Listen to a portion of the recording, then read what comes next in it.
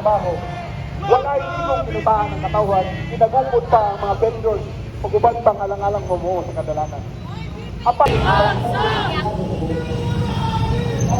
Ibagsak! Ibagsak! Babagsak! Babagsak! Ang pasistang estado! Babagsak! Lupa, sahod, trabaho, edukasyon at karapatan!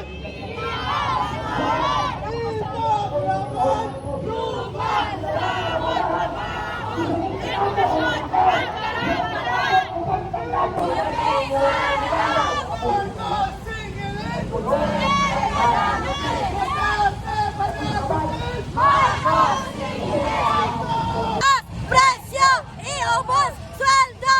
Itaas! Presyo! Iubos! Katulungkod ka ang nilabang sukad. Sukad sa pagsulong sa Administrasyong Marcos Jr. Kapag wala kinapit sa kapuhan, kasi natin ang kapuhan ng katulong. Wala yung trabaho. Hukbong mapagpalaya! Uring magagawa! Hukbong mapagpalaya!